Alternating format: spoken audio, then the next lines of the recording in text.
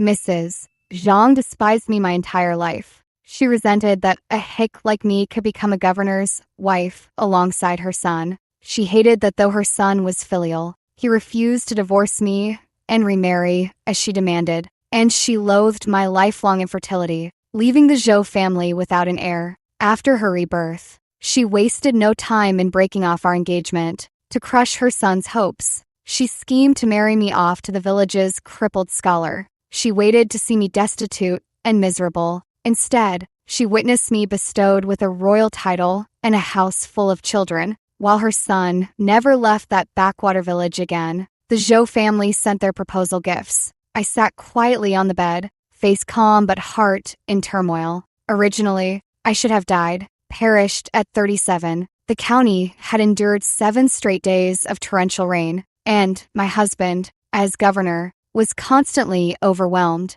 Mrs. Zhang, pitying her son's exhaustion, insisted on dragging me up the mountain through the storm to pray for blessings. Midway through the carriage ride, we unexpectedly encountered a flood. The murky torrent, carrying broken trees and rocks, roared down from the mountains and swallowed us like a wild beast. Mrs. Zhang's terrified screams inexplicably transformed into my mother's gentle voice calling out, "Hannah, wake up, don't sleep anymore." I felt as if I were in a dream, unable to tell whether I was dead or alive. My eyelashes fluttered slightly as I tentatively opened my eyes. A face both familiar and unfamiliar filled my vision. My young mom, holding my hand with reluctance. In the blink of an eye, my Hannah has grown so much, already at the age to marry. Today, the Zhou family is coming with proposal gifts. Don't sleep anymore. Get up and freshen up. The Zhou family?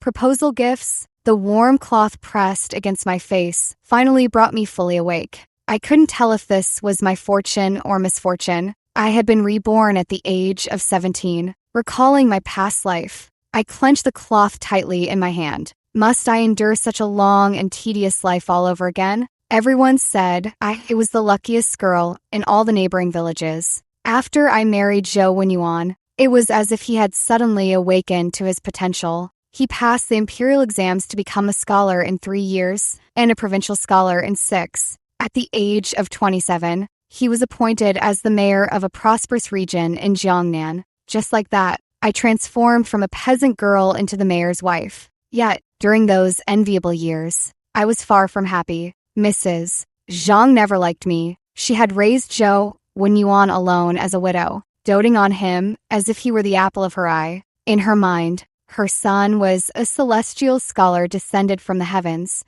destined to marry a princess. Our Wenyuan is truly unfortunate, a dignified mayor, yet his lawful wife is an illiterate village girl. I'm too ashamed to attend social gatherings. Those governors' wives, aren't they all daughters of noble families? So she found every possible way to torment me. In 18 years of marriage, I never once shared a meal at the same table with Zhou Wenyuan. Back in the village, every time I finished cooking, Mrs. Zhang would order me to do other chores, chopping pig feed, feeding chickens, sweeping floors, chopping firewood, fetching water. There was always endless work at home. By the time I returned to the kitchen, drenched in sweat, only a cold steam bun and half a plate of pickles remained. After my husband became an official, Mrs. Zhang said it was the custom of noble families for the daughter-in-law to stand and serve the mother-in-law during meals. I still ate leftovers,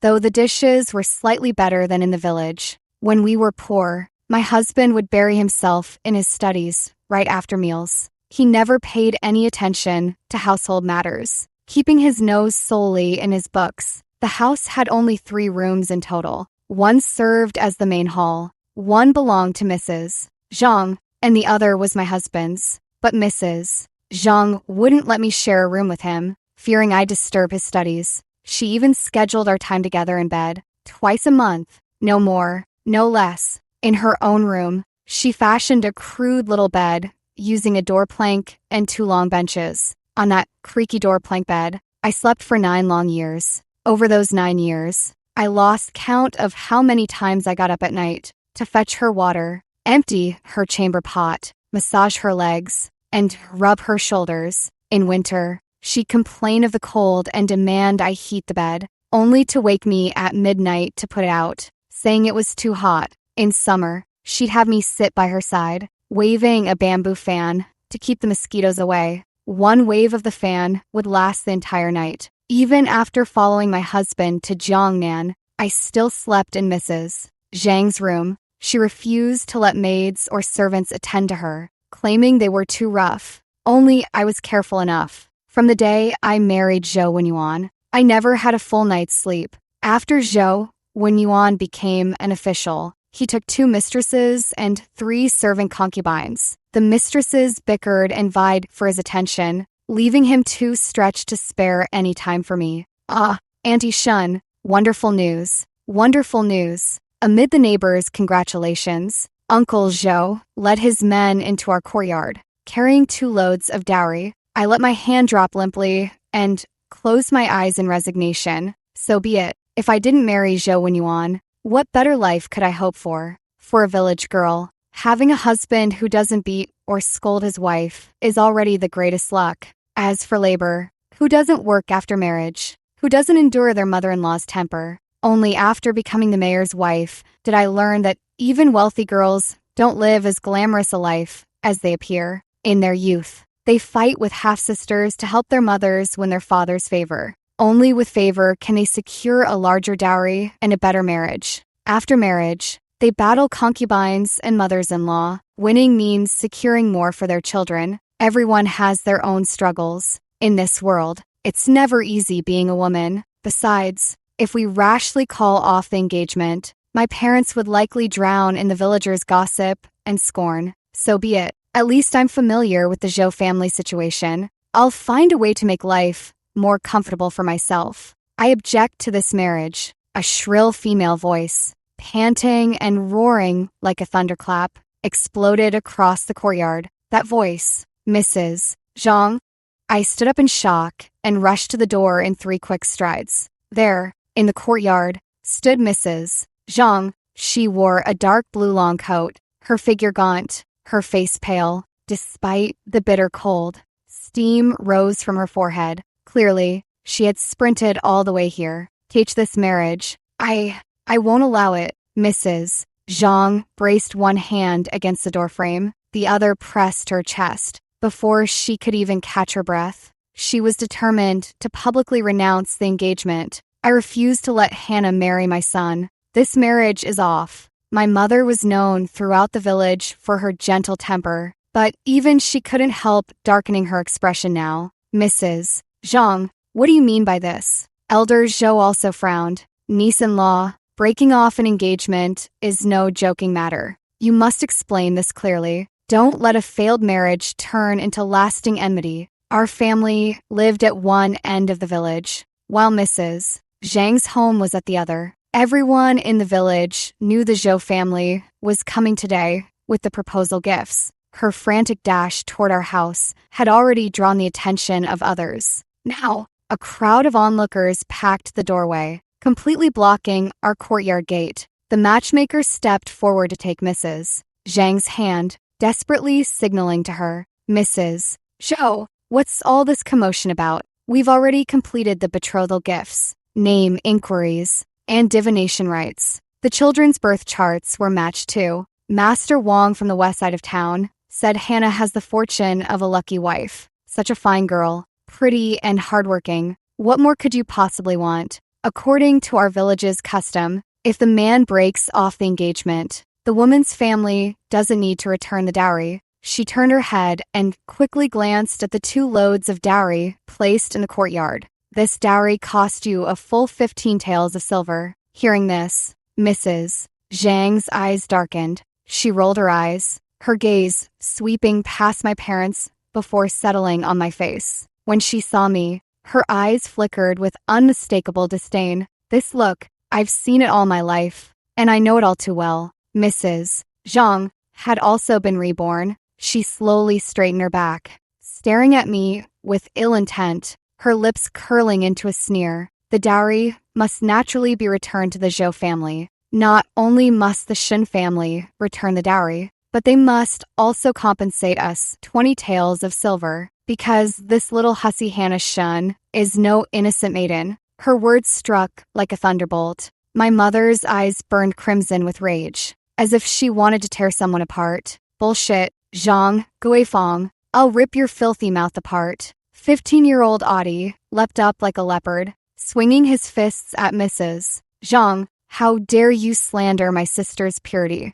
I'll beat you to death. You vile woman. Father grabbed him by the waist, veins bulging on his forehead. After taking a deep breath, he turned to look at Uncle Zhou. Uncle, this matter needs to be clarified. Otherwise, our Shen family won't be so easily bullied. His words immediately drew a chorus of agreement. The Peach Blossom Village where we lived was a large settlement. There were 300 to 400 households in the village, half surnamed Shun and half surnamed Shun. Every family was connected by blood or marriage. Several of my aunties stood with hands on hips, spitting fury, itching to join mother in tearing Mrs. Zhang's mouth apart. Zhang, Guifeng, what kind of filth are you spewing when you open your mouth? Our Hannah is known throughout 10 villages as a good girl. She never even chats much with the village boys. Exactly. Do you think our Shen family has no one left? How dare you ruin our Shen girl's reputation?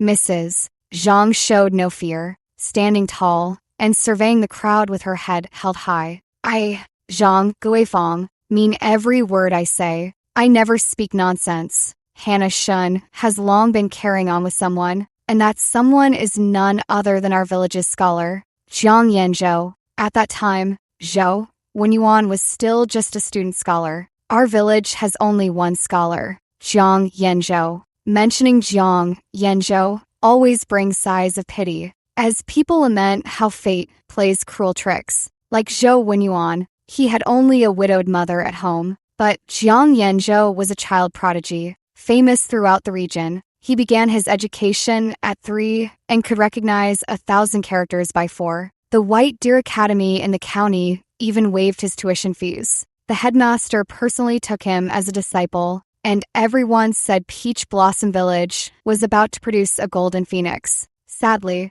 the golden phoenix had just spread its wings, but hadn't yet taken flight when its wings were clipped. At 13, Jiang Yanzhou passed the scholar exam and even earned the title of top scholar. That same year, his mother fell ill, and he went into the mountains to gather herbs. But he was accidentally bitten by a viper, right on the tendon of his foot. The county magistrate summoned the best physician in town to treat him. The physician said the tendon was damaged beyond repair. The brilliant young prodigy had thus become a gimp, and the imperial decree stated that those with physical disabilities were barred from taking the imperial exams. Jiang Yanzhou's path to success was abruptly severed. After his leg healed, the villagers were shocked to see Scholar Jiang working the fields. Just like the other illiterate hicks, he plowed, weeded, and tended to crops. Due to his limp, his work was slow and poor, not even matching that of the village children.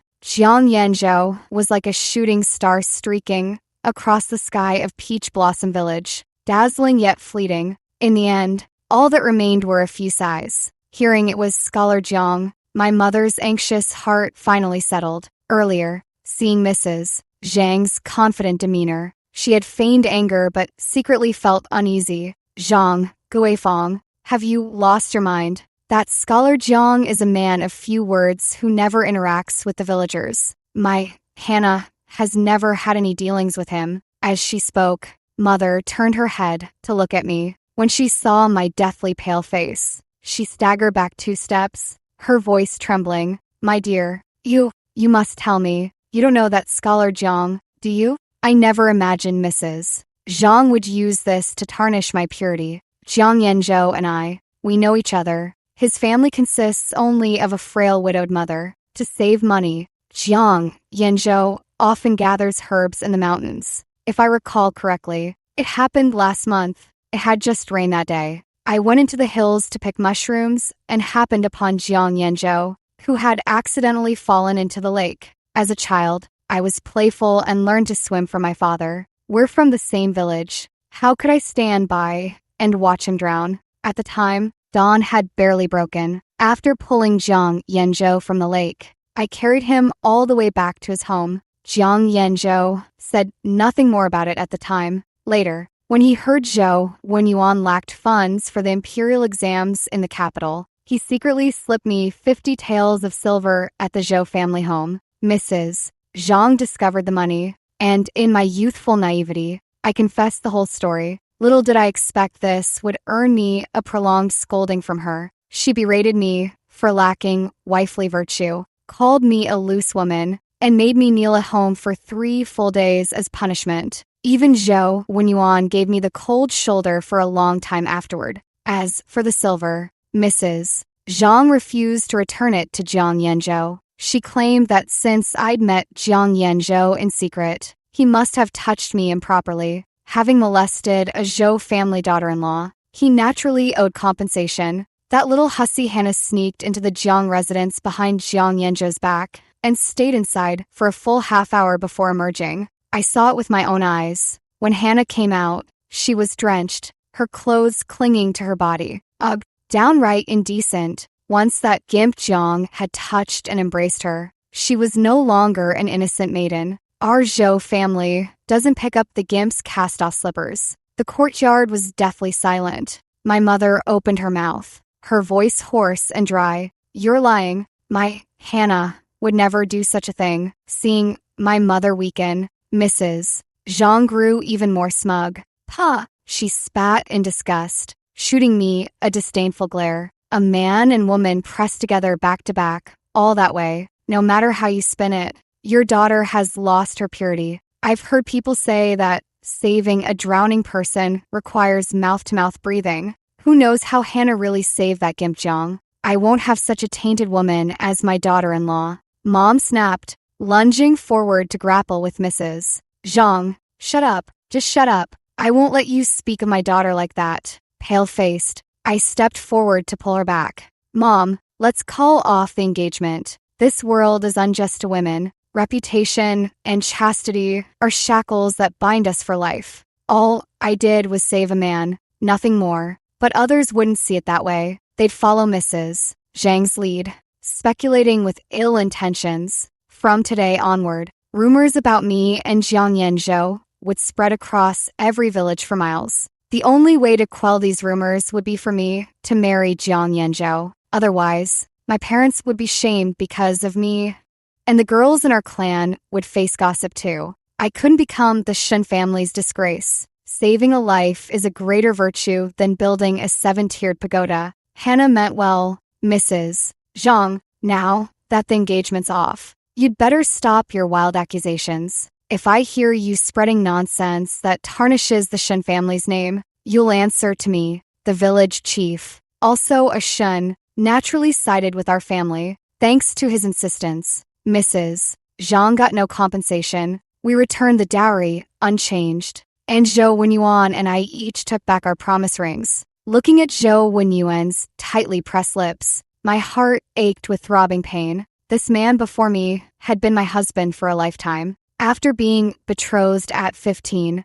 I never once considered marrying another man. I served him diligently all my life. I loved him, resented him, but never thought of leaving him. After today, we will become strangers. I must now spend my life with a man I've barely met. At home, obey your father. Married, obey your husband. Parents' orders, matchmakers' words. As a woman, I never had a choice. Hannah, Zhou Wenyuan called out to me, his expression complex, yet faintly familiar. For the sake of, for old time's sake, if you ever face hardship, you may come to me. I will help you once, but only once. After that, you're on your own. I jerked my head up, staring at him with eyes churning like stormy seas. So it wasn't just me and Mrs. Zhang who were reborn. So it was Zhou Wenyuan who no longer wanted me. I didn't understand. In my past life, after marrying Zhou Wenyuan, I never conceived. Mrs. Zhang resorted to tears, tantrums, and even threats of suicide to pressure Zhou Wenyuan into divorcing me and remarrying. No matter how she carried on, he refused to agree. A wife, no matter how plain, should not be cast aside. Divorcing and remarrying. What would people think of me? Hannah has been with me for over a decade. Even if she hasn't achieved great things, She's endured hardships. Not having children isn't an issue. I'll take a few mistresses, and any sons born can be raised under her name. It's the same.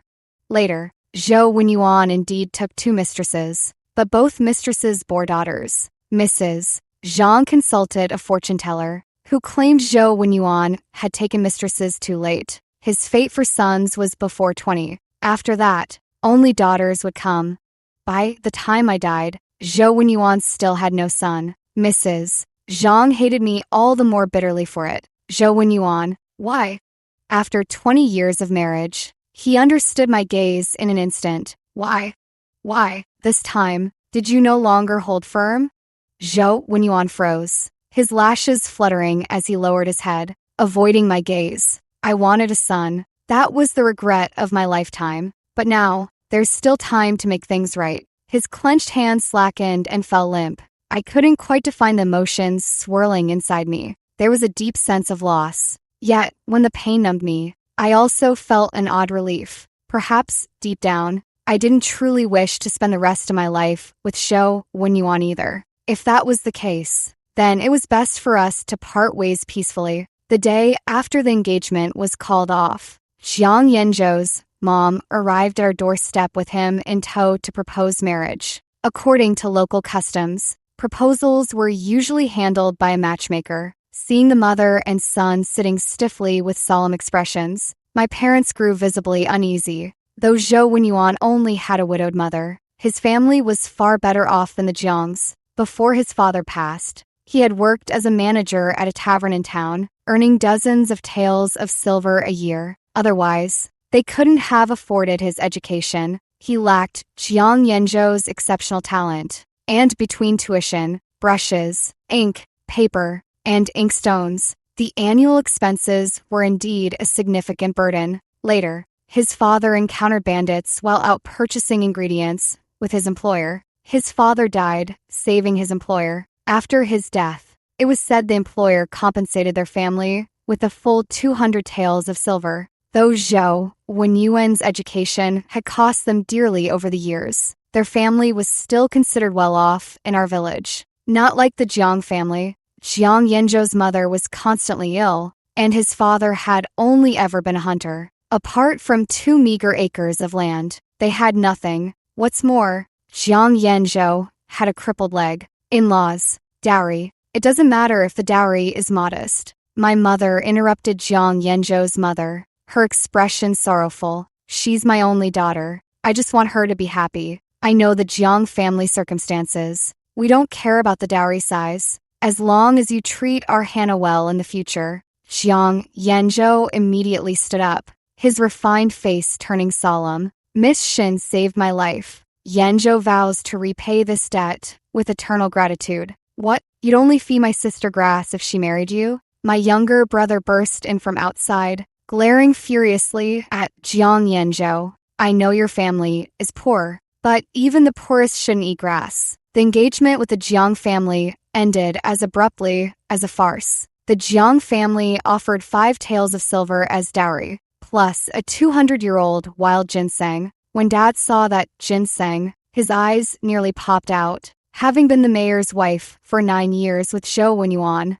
I'd once seen someone gift him a 100-year-old ginseng too. That one was far inferior in both quality and size compared to this. Zhou Wenyuan treated it like a treasure, instructing me to store it carefully. He said this thing could save lives in critical moments. Priceless. The Jiang family's ginseng could likely fetch 1,000 taels if sold. Dad trembled as he took the box, torn between refusing and reluctance. In-laws, this is far too generous. Jiang Yanzhou's mother was a beautiful middle-aged woman with gentle features and a slender figure. She resembled the delicate women of Jiangnan, yet when she spoke, her forthright manner revealed her northern roots. They say the dowry reflects the sincerity of the groom's family. This is the Jiang family's true intent. When Zhou Wenyuan's family came with their proposal gifts, their matchmaker haggled like she was at a market. She and my mom bargained back and forth.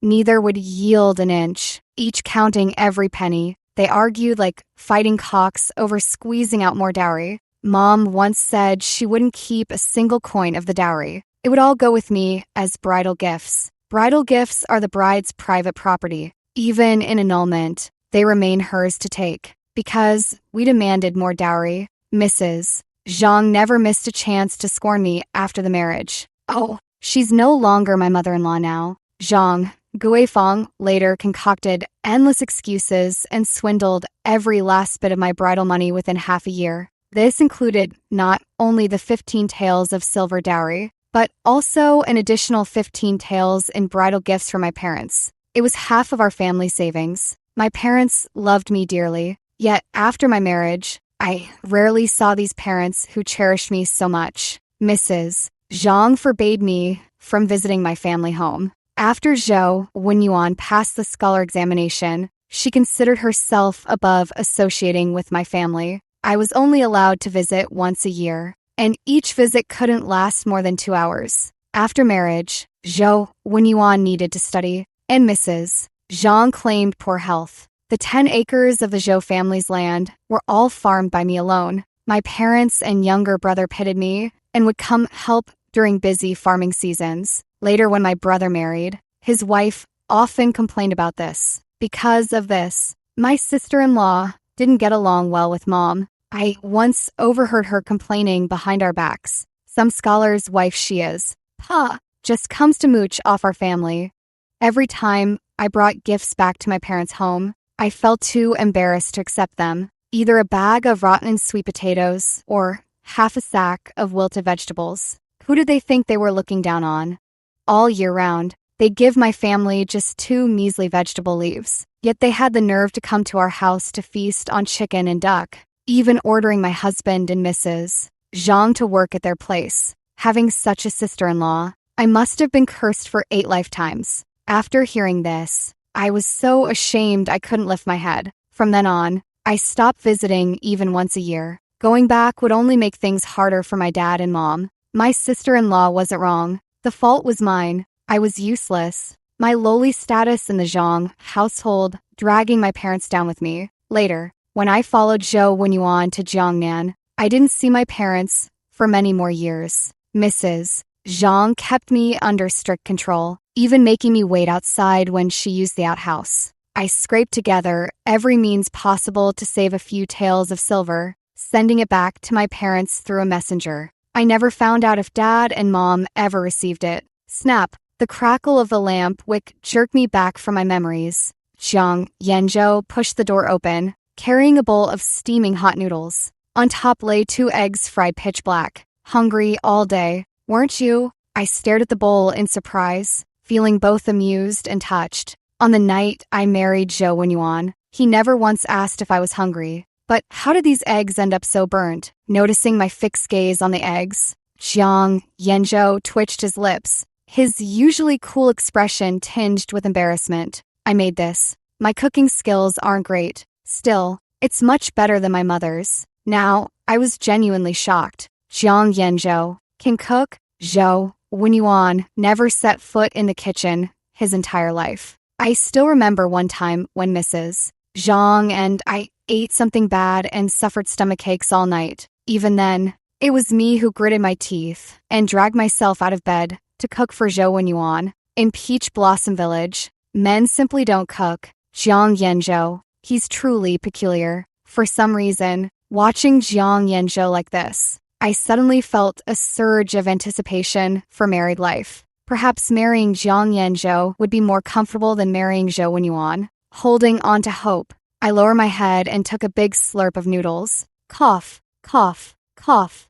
Jiang Yanzhou might be trying to poison me. I never imagined that fine flour and eggs, such precious ingredients, could be made to taste so terrible. My coughing startled Mrs. Zhang. She rushed in within seconds, saw the noodles I'd spat onto the table, and her expression darkened. This is bad. The Jiang family wasn't well off to begin with, and here I was, wasting such good food. Uneasily, I stood up, clutching my handkerchief, my heart heavy with dread. Would she, like Zhang Guifeng, start to despise me too? You fool, I told you, I should have made these noodles. You just had to do it yourself. That slop you cooked isn't even fit for dogs. And you dare feed it to my daughter-in-law. If anything happens to my daughter-in-law from eating your food, I'll beat you to death." Jiang Yanzhou limped on one leg, covering his head as he fled in disarray. "Mom, what nonsense are you spouting? Your cooking is so bad even dogs wouldn't eat it. Last time we fed it to the pigs, even they refused to touch it. Have you forgotten? Where on earth do you get the confidence to think your cooking is better than mine?" "Mrs." Zhang raised both hands, striking a bizarre pose. "How dare you talk back to your mother? You ungrateful wretch. Today, I shall uphold justice by eliminating my own kin. Mountain toppling, wave crushing. Take this, you little brat." I stared dumbfounded at the scene before me, hardly believing my eyes. This is the legendary frail and sickly widow of the village, and Jiang Yanzhou. They say he's aloof and arrogant, a peerless genius who looks down on everyone. This, who am I? Where am I? But even more unbelievable things were yet to come. After drinking the ceremonial wine with me, Jiang Yanzhou grabbed his bedding and said he was going to sleep in the East Wing. Was he really so unwilling to even share the wedding chamber with me? Seeing my pale face, Jiang Yanzhou quickly waved his hands in explanation. "My mother said it would be disrespectful to share a bed with you before you're willing. Let's take our time to build affection first. When you're ready, then we can consummate the marriage." I understood every word he said, yet strung together, they left me utterly bewildered. Respect? A husband needs to respect his wife's wishes regarding sharing a bed? Truly unheard of. Mrs. Zhang seemed to have been eavesdropping by the door. Seeing my stunned expression, she hurried in to explain. "Hannah, don't be afraid. Rest assured, you were properly wed into our Jiang family with all due ceremony. You're also this brat's savior. We'd never dream of rejecting you. Getting pregnant too young, before a woman's body is fully developed, brings great suffering during childbirth. You're only 17 by nominal age, and with your birthday in December, by my calculation, you're just 15 in actual years. My son must not take advantage of a minor." A minor? Though I didn't fully grasp some of the words, I roughly understood Mrs. Zhang's meaning. She was worried that consummating the marriage too early would harm my health. Could there truly be such a mother-in-law in this world? After patiently explaining, Mrs. Zhang finally relaxed when she saw I'd understood. She took my hand and spoke sincerely. "Hannah, you're not just Scholar Zhang's wife. You're our Jiang family's benefactor. Whatever you need, just ask." Her expression held no pretense. Remembering my arduous life in the Zhou family, I tentatively spoke. "Then, may I make 2 requests? Wake at sunrise each day, 3 steamed buns per meal. At the Zhou family, I had to rise before dawn daily. It was bearable as I grew older, but in my youth, when sleep was most needed, every day, I was so exhausted I could barely keep my eyes open. Once, while washing clothes by the river, I dozed off and fell right in. Rumors spread in the village that I couldn't endure Mrs. Zhang's abuse and was trying to kill myself. The hour of Mao gives 2 more hours than the hour of Yin, enough for a full night's rest, working all day long, yet having to scrimp and save to fund Zhou Wen Yuan's education. Mrs. Zhang decreed I could only have 1 cornbread per meal, 1 in the morning, 1 at night. The rest was just a few bites of pickled vegetables. Meat and eggs were out of the question. It wasn't until Zhou Wen Yuan became an official that I could eat the leftover meat dishes for Mrs. Zhang's meals. Since my current mother-in-law said I can make demands of the Jiang family, surely these 2 requests aren't too much. When I finished speaking, her face darkened. Her eyes widened as she glared at me, teeth clenched. "Wake at the hour of Mao, and only 3 cornbreads per meal?" I gripped my sleeves, hesitated, then nodded firmly. I spent a lifetime yielding and retreating, given a second chance. I refused to live so meekly again. Mrs. Zhang looked resentful, while Jiang Yanzhou watched me with an amused smirk. He tugged at Mrs. Zhang's sleeve and made the promise on her behalf. "None of this will be a problem." Mrs. Zhang still wanted to argue, but Jiang Yanzhou nudged her out of the room. "It's late, Mother. You should rest early. I need to sleep too. I have to rise early tomorrow. After they left, I lay in the warm bedding, unable to fall asleep. The quilt was thick cotton, carrying the comforting scent of sun-dried warmth. Such fine bedding. I only had the chance to use it after Jiang Wenyan became an official. Jiang Yanzhou spoke up for me willingly. That alone made him 100 times better than Zhou Wenyuan. And then there was that aged ginseng their family offered. In the darkness, I widened my eyes, studying the spacious, comfortable guest room by moonlight. The Jiang family gave me their best room to stay in. The resentment and bitterness of being abandoned by Zhou Wenyuan gradually faded from my heart, replaced instead by a sense of relief. It seems the Jiang family isn't as poor as rumors suggested. As long as I work hard and put in more effort, I won't have to worry about making ends meet. Filled with hope for the future, I finally drifted into a deep sleep. I was awakened by the crowing of roosters from the neighboring yard. Judging by the light, it must be around 5:15 in the morning. Oh no, I overslept. I quickly changed clothes and got up, only to find Mrs. Zhang already standing in the courtyard. She leaned casually against the wall, her face full of reproach as soon as she saw me emerge. She was displeased that I'd woken up late. I stepped forward, took the broom without a word, and immediately started working. This was all part of my past experience. Whenever Mrs. Zhang scolded me, I had to work. It was the only way her anger would subside faster. But this time, Mrs. Zhang didn't scold me. She just followed me wherever I went. I swept the floor, and she picked up a broom too, dirtying the clean ground I had just swept. I wiped the tables, and she followed behind with a basin of water, nearly spilling it all over me. My heart sank. Mrs. Zhang was finding every possible way to make trouble for me. The Jiang family wasn't well off. 3 steam buns were still too much. When it was time for breakfast later, I just eat 2 buns. After sweeping the yard clean, I went to the kitchen to cook. But when I opened the cupboard, I couldn't find any cornmeal. Mrs. Zhang, where's the flour? Mrs. Zhang looked confused and pointed at the wheat flour in the cupboard. Isn't it right here? The Jiang family actually ate wheat flour.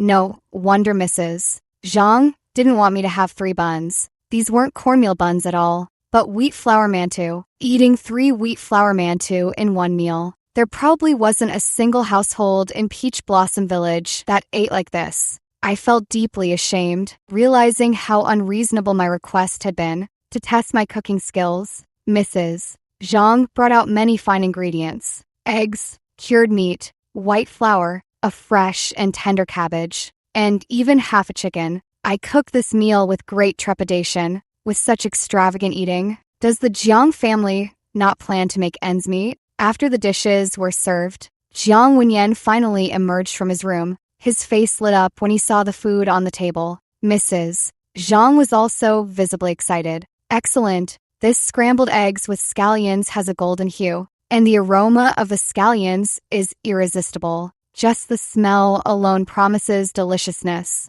These steam buns are so white, soft, and fluffy. They feel like clouds when squeezed. Ahahaha. Finally, we can have a proper meal. I felt a bit proud of myself. I've had a natural talent for cooking since childhood. Even someone as nitpicky as Zhang Guifeng couldn't find fault with my work in the kitchen. Jiang Yanzhou was the first to pick up a bite of the eggs. The moment he tasted it, his dark eyes suddenly sparkled with delight. Mrs. Zhang raised her chopsticks, about to pick up some food, but when she saw me take 3 steam buns, her shoulders slumped in resignation, and she took 3 as well. She angrily took a huge bite of the bun, then clutched her clothes and started acting crazy. Even the steam buns are this delicious. I can't take it anymore. Daughter-in-law, please, just let me have a bite of the dishes. Woo-woo-woo. Jiang Yanzhou could no longer hold back, clutching his stomach as he laughed until tears streamed down his face. I was both startled and bewildered, completely unable to understand what madness had seized Mrs. Zhang. She seems a bit off in the head. After Jiang Yanzhou's explanation, I realized I had made a huge misunderstanding. The 2 conditions I had initially proposed, Mrs. Zhang had mistakenly thought were demands placed on her, demanding that she wake up at dawn every morning and that she eat only 3 cornbread buns per meal. Embarrassed, I twisted my fingers together. Then Mrs. Zhang, why did you follow my routine? I thought you were showing me the ropes, that I'd have to do all these chores every day at dawn. Mrs. Zhang grew angrier as she spoke, taking off her shoe to chase Jiang Yanzhou. You little rascal. You knew this was a misunderstanding all along, didn't you? No wonder you stayed in your room all morning. You were hiding by the window, laughing at me, weren't you? I'll beat you to death. You wretched pup. Life, after marrying into the Jiang family, felt like a dream. Unlike other households, the Jiangs ate 3 full meals a day. Every meal had meat, eggs, and fragrant steamed rice. Even wealthy landlords didn't eat this well. Mrs. Zhang was also fastidious. With no chickens, ducks, or pigs kept at home, there was hardly any work. What shocked me more was that Jiang Yanzhou washed his own clothes, socks, and shoes. All the heavy labor at home was done by him too. As usual, I woke at dawn and spent an hour cleaning until the house was spotless, only to realize with surprise that there was nothing left for me to do. Jiang Yanzhou was practicing calligraphy under the eaves. Seeing my dazed expression, she gave me a gentle smile. Are you tired? If you're tired, go take a nap. We can have lunch later today. There's still half an hour until 7 a.m. You can sleep for another 2 hours. Take a nap. And she asked if I was tired. How could I possibly be tired from such little work? A single day's chores at the Zhou family surpassed a month's labor at the Jiang household. The supposedly melancholic Mrs. Zhang, who was said to gasp for breath after 3 steps, was now full of energy. And Jiang Yanzhou, the crippled man who supposedly wept daily wishing for death, often grinned as if he'd struck gold. Ah, yes, gold. The Jiang family seemed to have endless money. Just yesterday, Jiang Yanzhou gave me 10 taels of silver as my monthly allowance, telling me to ask for more if I ran out. 10 taels. An ordinary farming family of 4 or 5 couldn't spend that much in an entire year. Jiang Yanzhou made me swear to keep everything about the Jiang family a secret. He said that when he was bitten by a viper back then, it was actually done intentionally by someone. That person wanted him dead. That's why he deliberately hid his abilities, pretending to be utterly heartbroken. And Mrs. Zhang's illness had long been cured. Even his leg would gradually recover. I couldn't reveal the true situation of his family, not even to Dad and Mom. I have some business in the county office and don't lack for money. Limping on one foot won't ruin my future. Under the golden sunlight, the osmanthus blossoms in the courtyard bloomed richly against the white walls and black tiles. Jiang Yanzhou sat leisurely on the stone stool, giving me a calm smile. Hannah, do you know what a true genius is? For someone as clever as me, whether missing an arm or a leg,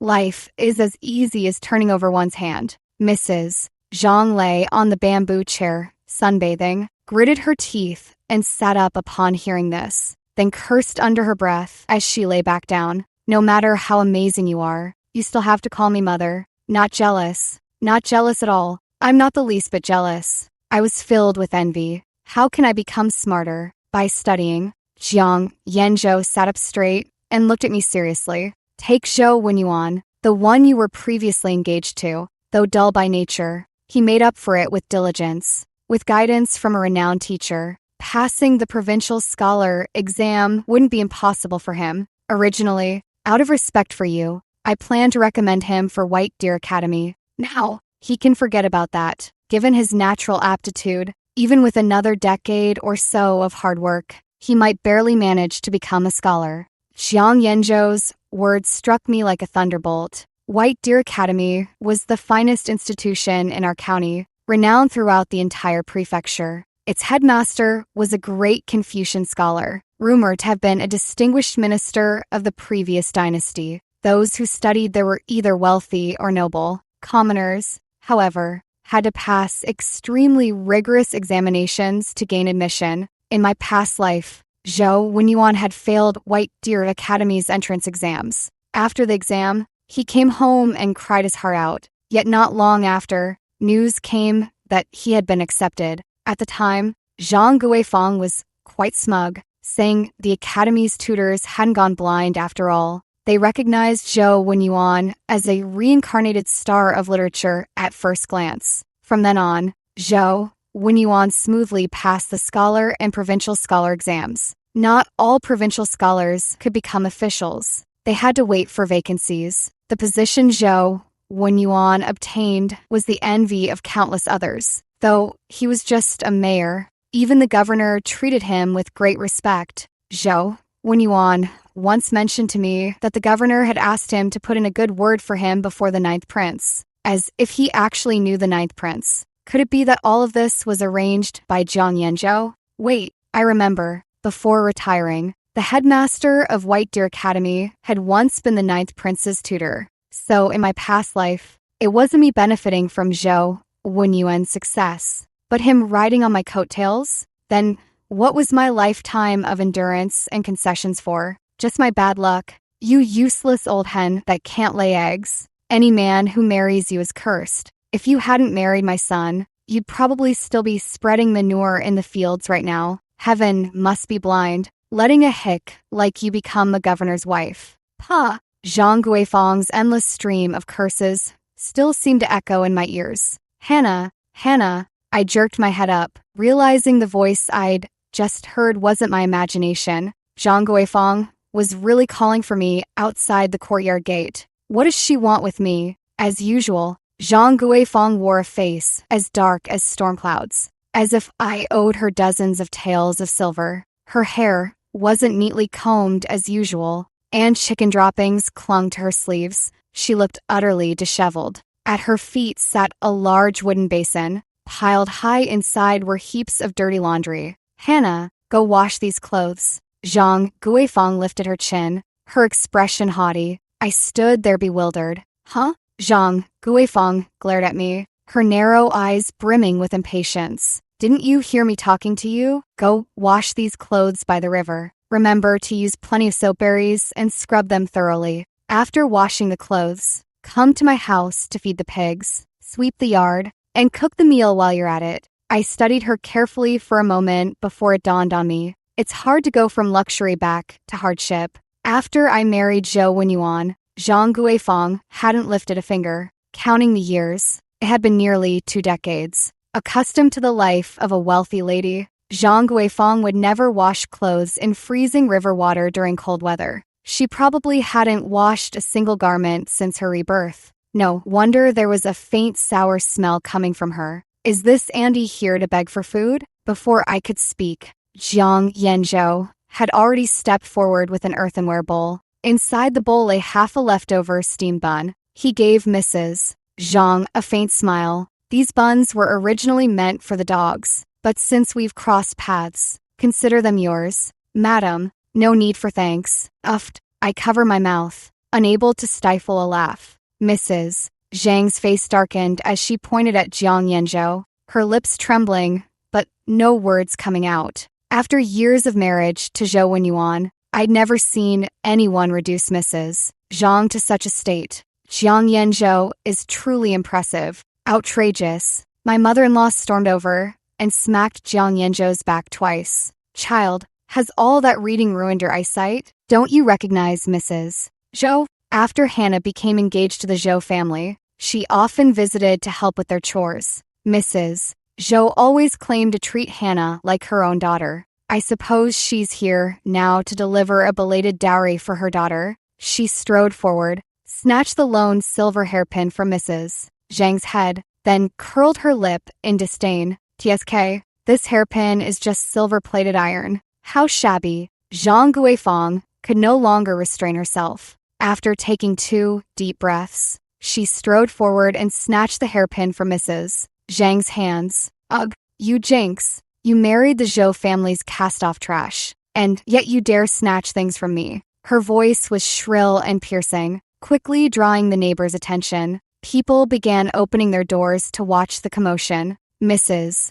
Zhang's eyes reddened as she buried her face against Jiang Yanzhou's shoulder, sobbing pitifully. Woo-woo, Auntie Zhou, why are you cursing me for no reason? Jiang Yanzhou held his mother close. His voice choked with emotion. "Mother, I've failed you. It's my fault for being useless, for crippling my leg, and making you suffer such humiliation. And now, we're even being insulted at our own doorstep." The mother and son of the Jiang family had always been well regarded in the village. The villagers sighed over the fallen genius's plight, their sympathy inevitably stirring them to speak up in defense. "Zhang, Guifeng, what nonsense are you spouting? Exactly. The Jiang family hasn't offended you. What gives you the right to throw your weight around here?" A hand hidden beneath the sleeve gently squeezed mine. Startled, I looked up to see Jiang Yanzhou quickly wink at me. Suddenly, I understood the meaning behind his gaze.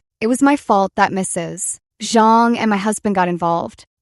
The Zhou family's matron suddenly came to our house and dumped a basin of dirty laundry for me to wash. She even said I should work at her place from now on, feeding pigs, sweeping floors, and cooking. When Mrs. Zhang and my husband refused, she started cursing at us. The crowd stared at the large wooden basin on the ground, stunned by Zhang Guifeng's shamelessness. "Good heavens, Zhang Guifeng, is your face made of layered shoe soles? No wonder I smelled something foul. It wasn't just the clothes, but this woman's rotten conscience." "Pa!" Zhang Guifeng's porcelain-white face flushed crimson with rage, her entire body trembling. "Ugh, you shameless wretch. How dare you slander me? I'll beat you to death. You little hussy." She was used to throwing her weight around, still thinking she was the high and mighty official's wife. Without exchanging more than a few words, she raised her hand and lunged to slap me. My mother pushed through the crowd, rolled up her sleeves, grabbed Mrs. Zhang by the hair, and slapped her twice across the face. "Spare me your nonsense, you shameless old hag. I've put up with you long enough. I only tolerated you before because you were Hannah's future mother-in-law. But now that the engagement's off, you still dare to boss her around. Did you really think our family was easy to bully?"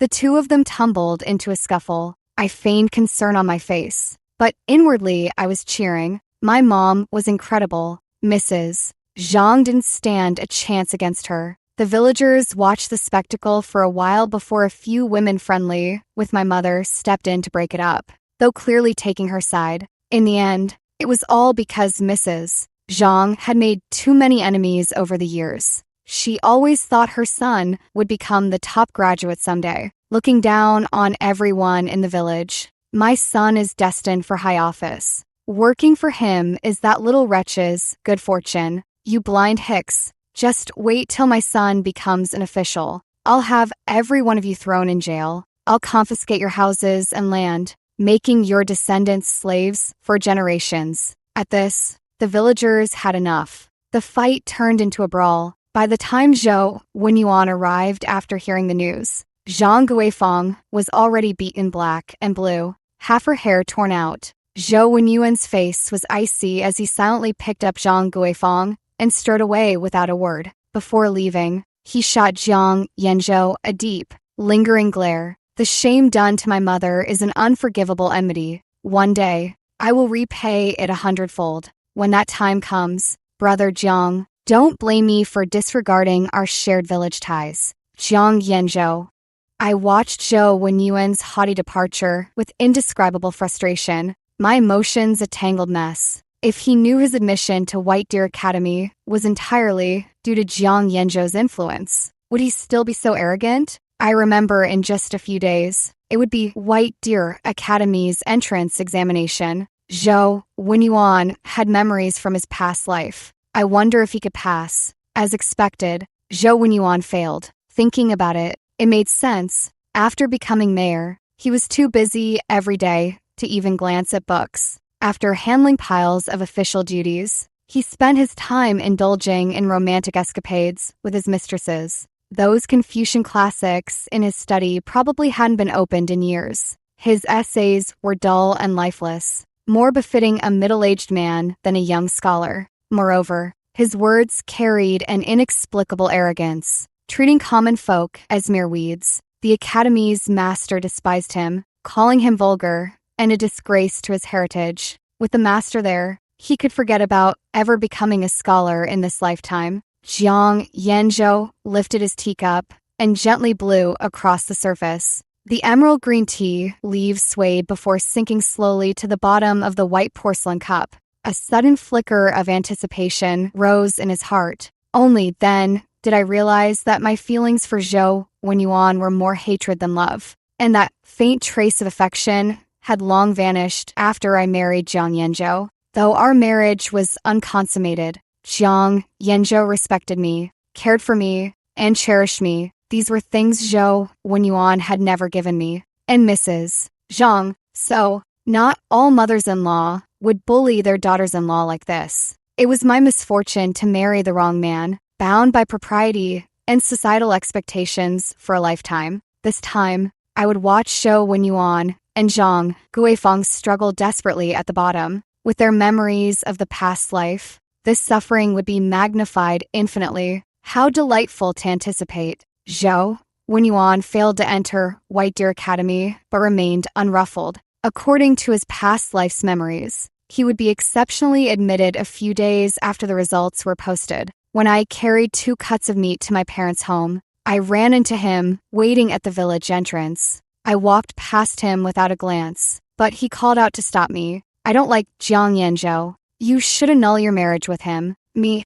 In my past life, how did I fail to notice he had a screw loose? Seeing I ignored him, Zhou Wenyuan actually stepped forward to grab my hand. Startled, I stumbled backward, my eyes reddening with fury. Once I regained my composure. Society is harsh in its judgments of women. If any villagers saw this, who knows what rumors would spread? Get lost. A good dog doesn't block the path. Zhou Wenyuan froze, his face darkening ominously. Hannah Shun, it's only out of consideration for your past attentiveness that I'm offering you a way out. How dare you take that tone with me?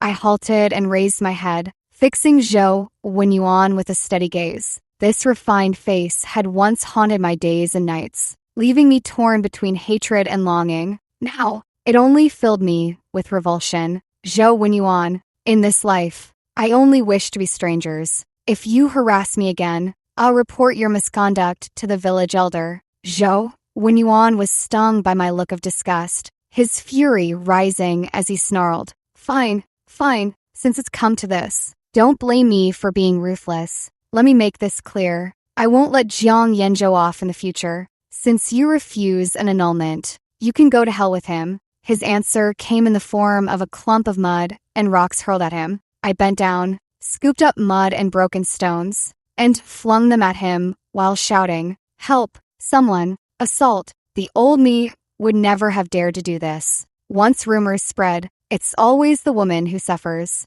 Even as victims, we'd be branded as promiscuous. People love to ask, out of all the women, why did he target you?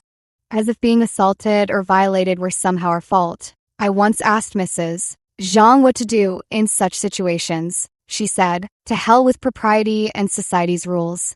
As long as you refuse to be bound, no one can bind you. Don't let the label of virtuous wife and loving mother become the shackles of your entire life. I think Mrs. Zhang is truly remarkable. As she spoke these words, she seemed to glow from head to toe. No wonder Jiang Yanzhou is different from other men, because he has an extraordinary mother. Zhou Wenyuan dodged in panic, nearly falling flat on his face. Hannah Shun, have you lost your mind? You may not care about your reputation, but I still value mine. Shut your mouth. Ouch, that hurts. Mrs. Zhang was right. When we show no fear, they become the ones who are afraid. I swung both arms with renewed vigor, striking even harder. It was an overcast day, with the north wind howling and not a soul in sight on the road. Zhou Wenyuan shouted as he ran, spotting a carriage approaching in the distance. He halted abruptly, both startled and delighted. That's the carriage from White Deer Academy. Zhou Wenyuan straightened his attire while berating me angrily. Hannah, I must have been blind. Who knew you were such a shrew at heart? Thank heavens the engagement was called off. How could a vulgar woman like you ever be fit to be my wife? When I pass the imperial exams and become a scholar, don't come crying and begging for me. As he spoke, An elderly man with graying hair stepped down from the carriage. The old man wore a simple dark blue robe, modest in attire, but his eyes shone with remarkable brilliance. Zhou Wenyuan was overjoyed, bowing respectfully, with such excitement that his entire body trembled slightly. This humble student greets the academy head. The academy head lifted his eyelids slightly, his gaze sweeping over Zhou's face before settling on me. Might I ask, young lady, if you know where Jiang Yanzhou lives? This is the head of White Deer Academy,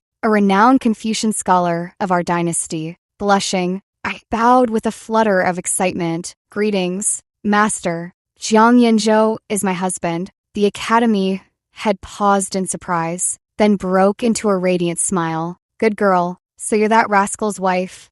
How dare he get married without inviting me to the wedding feast? Today, I've come to beat him up at his own doorstep. The young page standing nearby wiped his sweat. Master, you were far away in the capital city at the time. Brother Zhou sent word 1,000 miles to inform you. The headmaster glared. Every single one of you takes that rascal's side. The affection in his tone made Zhou Wenyuan grind his back teeth in jealousy. He blocked our way in a rage. Headmaster, even if Jiang Yanzhou has talent, he's still just a gimp.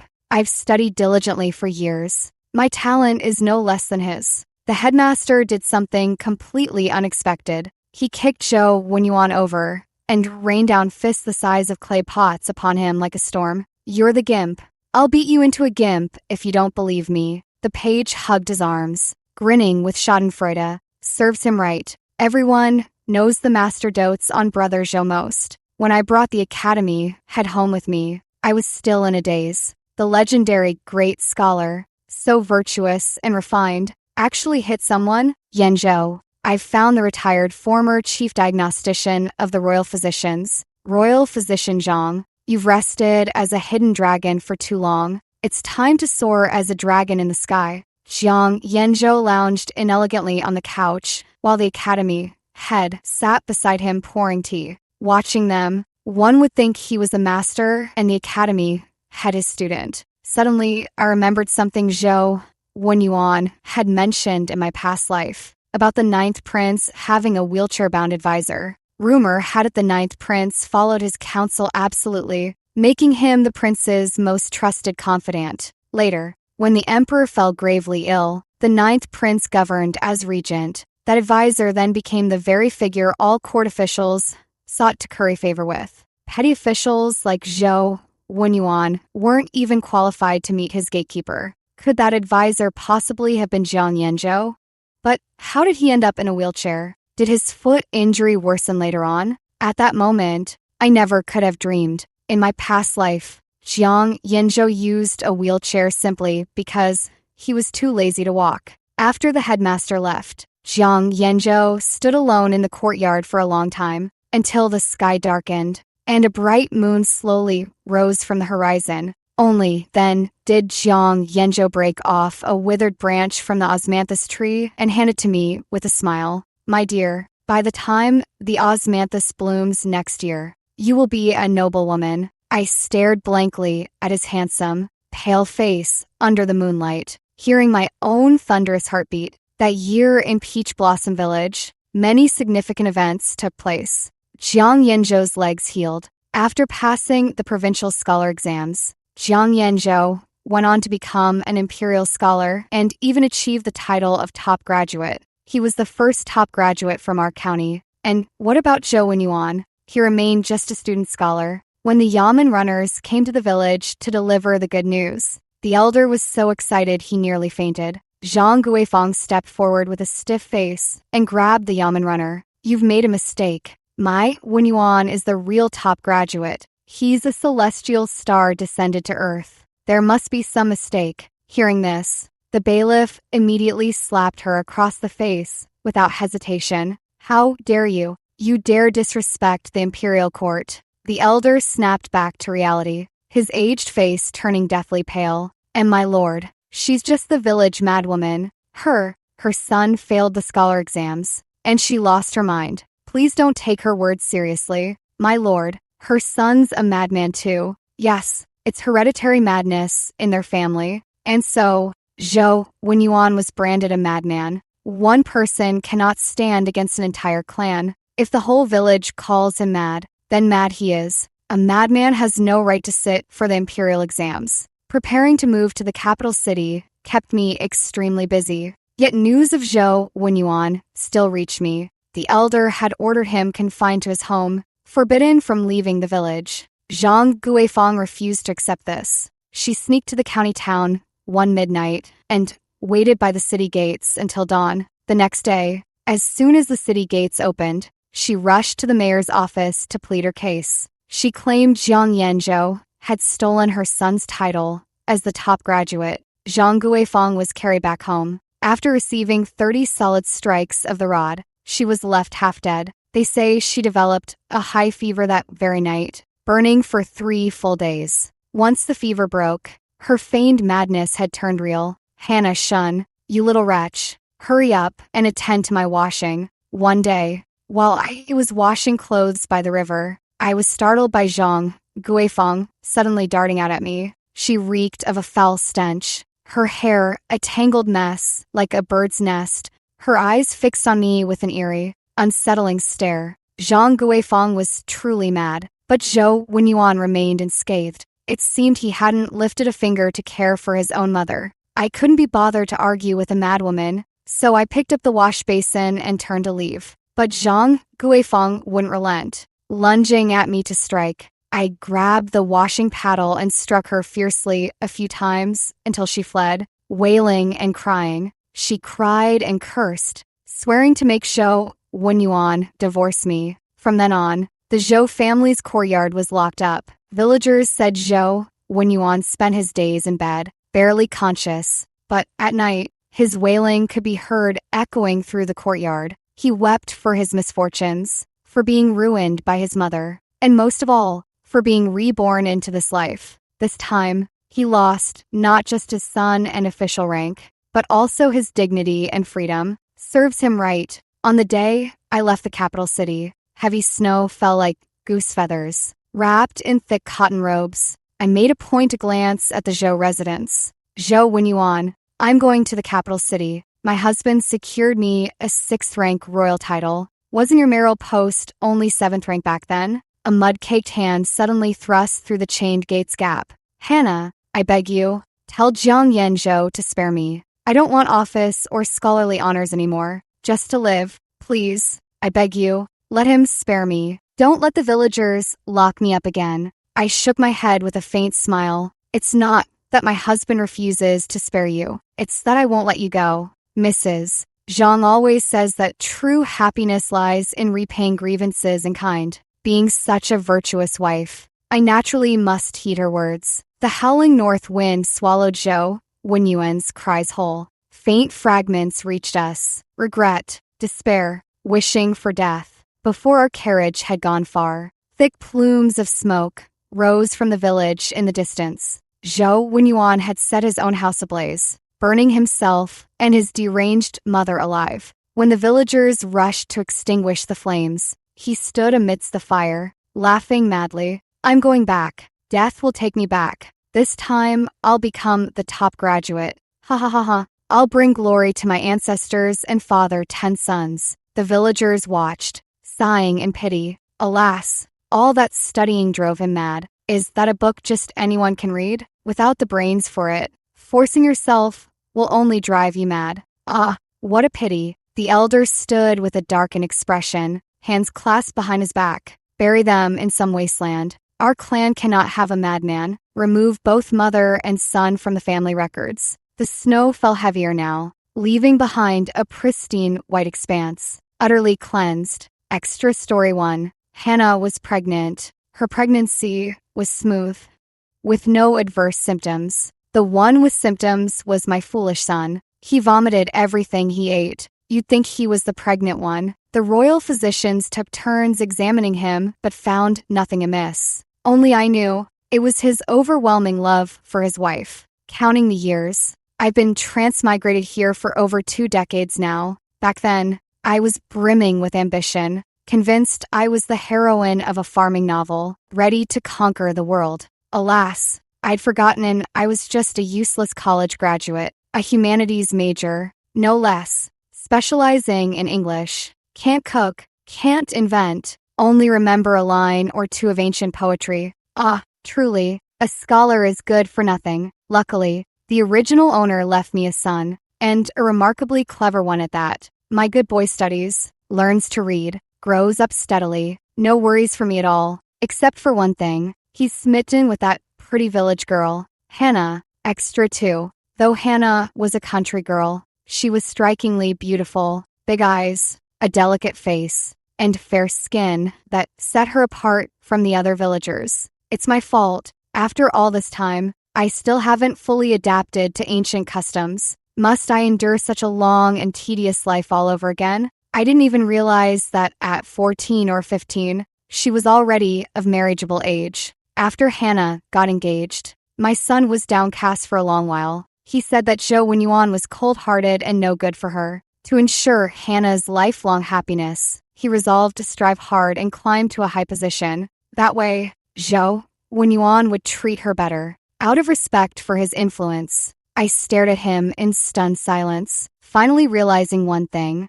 My genius son is a complete disaster when it comes to love. To catch more glimpses of Hannah, my love-struck son claimed I was unwell and needed daily herb-gathering trips into the mountains. All because Hannah loved foraging wild vegetables in the hills. TCH, now that she's engaged, he suddenly springs into action. Where was this enthusiasm earlier? Extra Story 3. I'd never seen my son so overjoyed before. He came limping through the door, having lost a shoe in his haste. His beautiful eyes shone brighter than the sun itself. Mother, the Zhou family called off their engagement with the Shuns. Hurry, go propose to her now. He rushed forward and yanked me off my reclining chair. The cucumber slices on my face scattered across the floor. Quick, quick, get all my silver out, and find all the gifts my teacher and senior brothers gave me. Hurry. I smacked the top of his head with my palm. What's the rush? With me here, your daughter-in-law isn't going anywhere.